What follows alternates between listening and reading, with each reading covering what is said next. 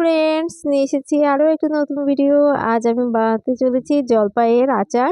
জলপাইগুলোকে আমি আগে থেকে সিদ্ধ করে নামিয়ে নিয়েছি। তার জন্য লাগছে গোটা চারেক শুকনো মরিচ, 5 ফোড়ন, আস্ত জিরে আর মৌরি। সবগুলো আমি 1 চামচ করেই নিয়েছি। প্রথমে আমি খালি খোলায় সব মশলাগুলোকে একসাথে ভালো করে ভেজে নেব।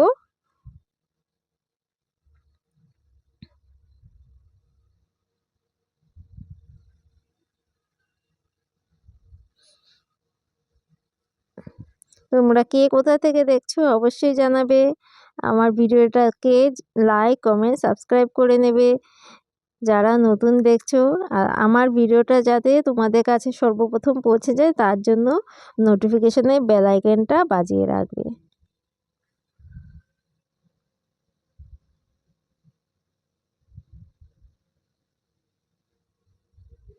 এই আচারটা সঙ্গে সঙ্গে করেই সঙ্গে সঙ্গে খাওয়া যায়, রোদে দেওয়ার কোনো ঝামেলা নেই। হয়ে গেছে, ভাজা হয়ে গেছে। এখন আমি মিক্সিতে একটা পাউডার করে নেব।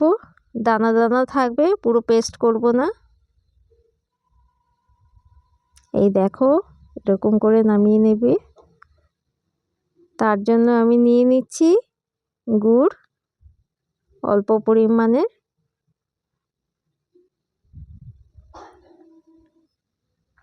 দেখো গুড়টা হয়ে এসেছে।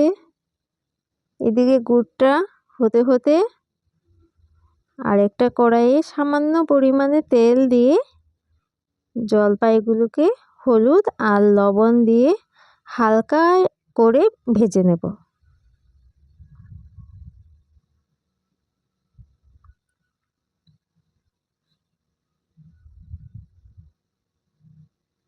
তোমরা কেমন আছো আমাকে অবশ্যই জানাবে।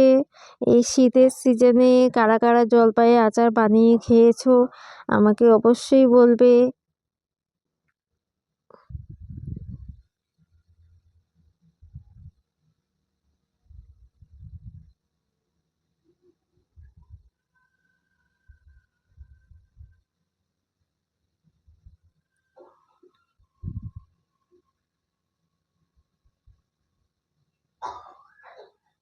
হালকা করে ভেজে নিচ্ছি।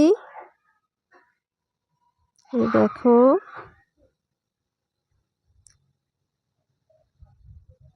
এভাবে করে খেলে কোনো ভেজাল নেই, রোদে দেওয়ার ভেজাল ছাড়াই তোমরা করে খেয়ে দেখতে পারো।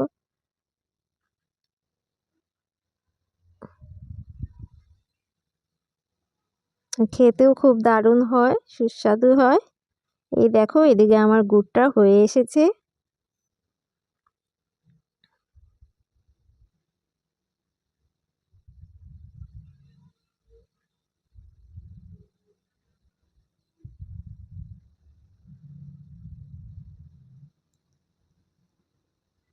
জলপাইগুলি দিয়ে দিলাম।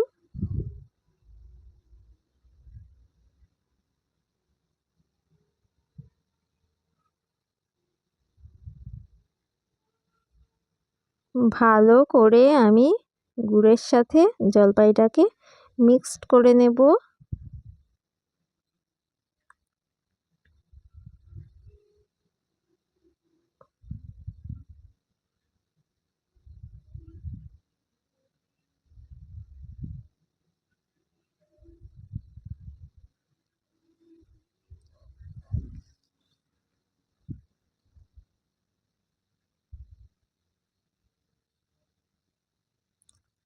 এর মধ্যে দিয়ে দিচ্ছি 2 চামচ হিং,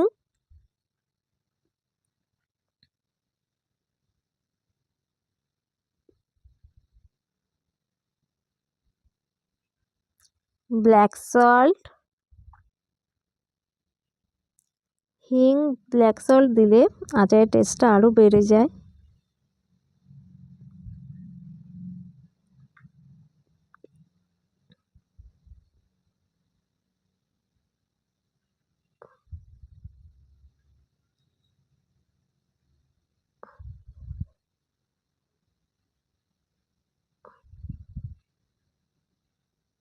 এখন আমি এর মধ্যে দিয়ে দিচ্ছি ভাজা মশলাটা।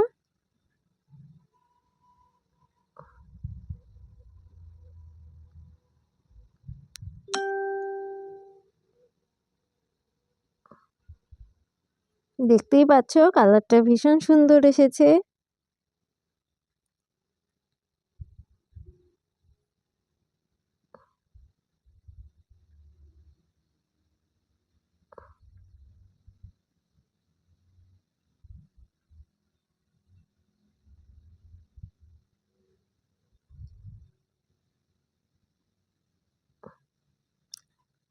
আর এখন দিয়ে দিচ্ছি ভিনিগার 2 চামচ।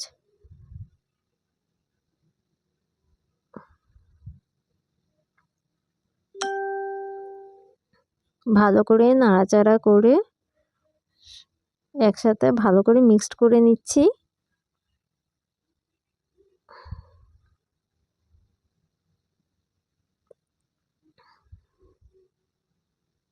দেখো কি সুন্দর হয়েছে দেখতে। হয়ে গেছে, এখন আমি প্লেটে নামিয়ে নিচ্ছি। ঠান্ডা হলে পরে কন্টেনারে বা কোনো ডিব্বাতে ঢুকিয়ে নিতে পারো।